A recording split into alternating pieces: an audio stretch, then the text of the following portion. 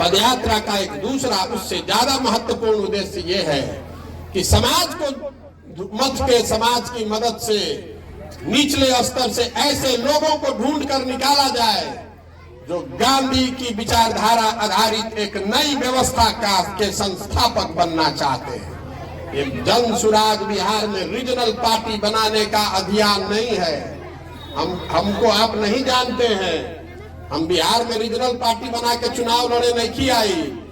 हम गांधी की सोच पर आधारित एक देश में नई व्यवस्था जो आजादी से पहले कांग्रेस थी उसको पुनर्जीवित करने के लिए बिहार में आए, जिसमें हिंदू मुसलमान अगड़ा पिछड़ा अमीर गरीब सब मिलकर इस व्यवस्था को बनाए।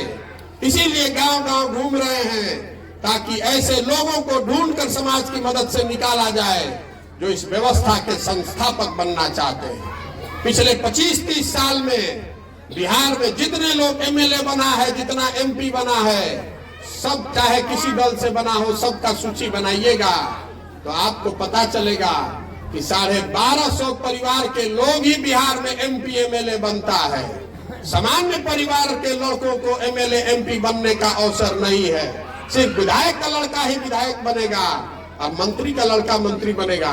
तो बिहार के साधारण परिवार के लड़के कहां जाएंगे? ये अभियान है वो विकल्प बनाने का कि अगर आप में क्षमता है तो पैसे की चिंता मत कीजिए, व्यवस्था की चिंता मत कीजिए, रणनीति की संगठन की चिंता मत कीजिए। वो चिंता अपने भाई अपने बेटे पर छोड़िए। हम आपको आगे जिता कर लाएंगे। हम जो लोग हमको जानते हैं, जिसका हाथ मैंने पकड़ा है वो चुनाव कभी हारा नहीं है। इस बार बिहार की जनता का हाथ पकड़े हैं। समाज जिसको चुनकर निकाल देगा उसी के पीछे वार्ड सदस्य से लेकर एमपी तक ताकत लगाएंगे, व्यवस्था बनाएंगे, रणनीति बनाएंगे, संसाधन लगाएंगे और जनता के सहयोग से उसी को जिता कर लाएंगे।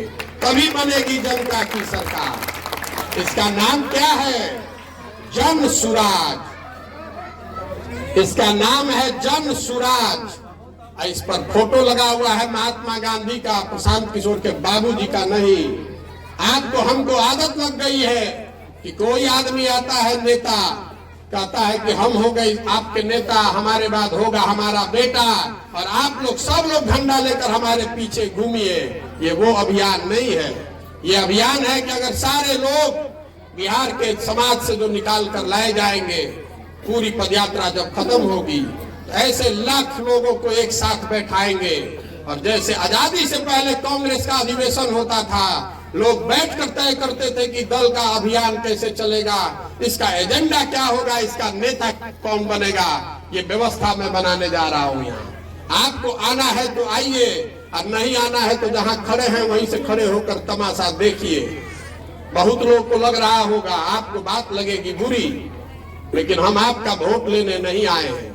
जिसको वोट देते हैं उसी को दीजिए, 2-3 बरस दीजिए उसी को और वोट। उसके बाद आप देखिए कि आप यहाँ पर क्या होता है। हम उनमें से नहीं हैं जो लड़ने के लिए लड़ता है। अगर बिहार में लड़ने आए हैं तो ये मानकर चलिए कि इसको जीतने का खाका बना कर लाए हैं। जीतेंगे हम ही, जन सुराज ही जीतेगा।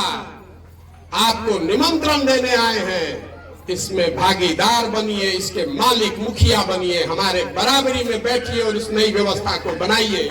और अगर आप नहीं आइएगा तो भी आपसे कोई मलाल नहीं है। जीतने के बाद फिर आएंगे। निमंत्रण कार्ड जो आज देकर जा रहे हैं उसी को भंजाने फिर आएंगे, लेकिन उस समय पूरा आपसे हर्जाना भी लेंगे। निमंत्रण के साथ अपने साथ तो बैठाएंगे, साथ साथ में आपको सेवई भी खिलानी पड़ेगी, मेरी जीत का सेवई। हम बिहार में हम वेजिटेरियन आदमी हैं तो सेवई बनाकर तैयार, बिना सेवई के आना है तो आ जाइए, और सेवई के साथ आना है तो हम जब जीत कर आएंगे आपके गांव में तब आइएगा। हम बिहार में चुनाव लड़ने नहीं आए हैं, निशाना आगे है। अब आपको बताते हैं, आपकी चिंता, आपने कहा कि भाजपा को हराना है, तो जरा भाजपा को हराने की आपकी सोच और हमारी सोच में क्या फर्क है उस पर मैं थोड़ा प्रकाश डालना चाहता हूं। आप जिस भाजपा से लड़ने की कोशिश कर रहे हैं वो तो कॉफी का झाग है। लड़ाई जिससे है वो तो आपको दिख ही नहीं रहा है। भाजपा की ताकत है विचारधारा आधारित संघ, वो व्यवस्था जो आपको दिखती नहीं है।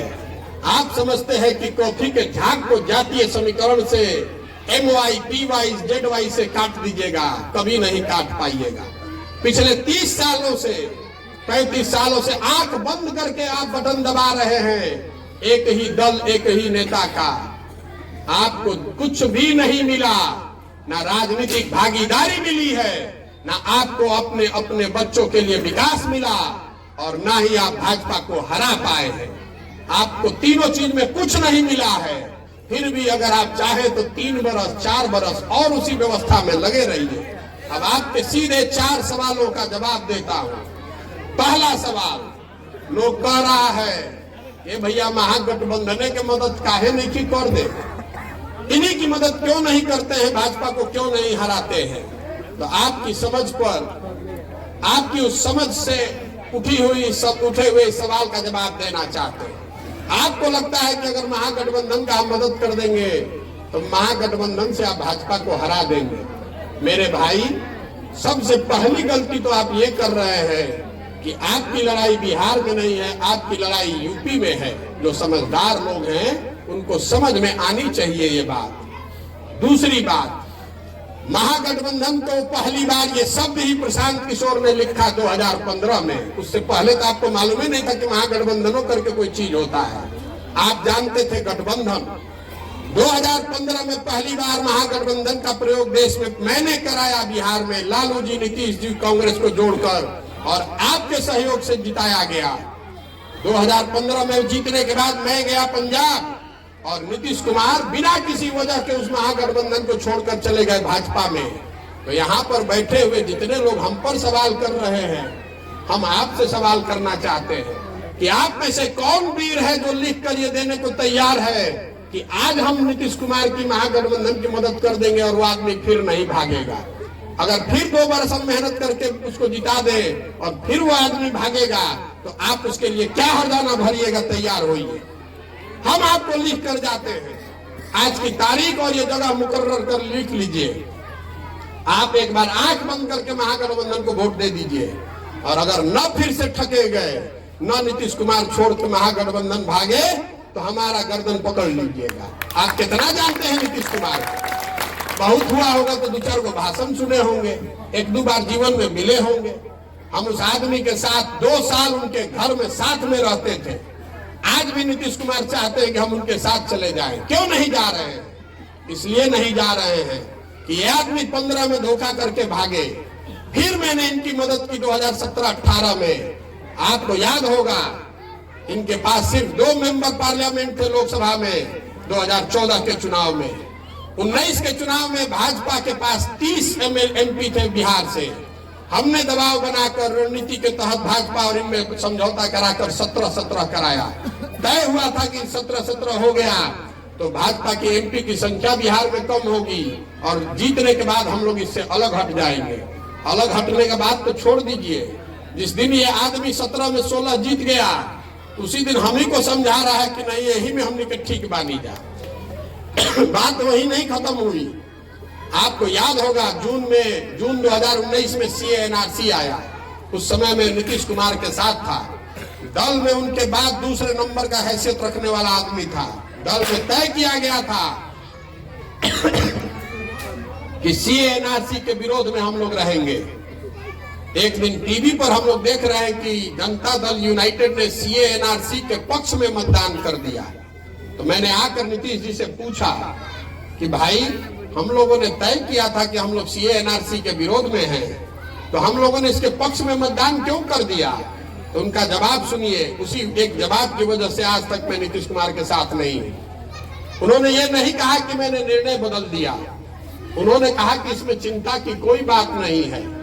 आप बाहर अभी जाइएगा, प्रेस वाले सब खड़े हैं, उनसे आप कह दीजिए कि बिहार में CA-NRC लागू नहीं करेंगे हम लोग।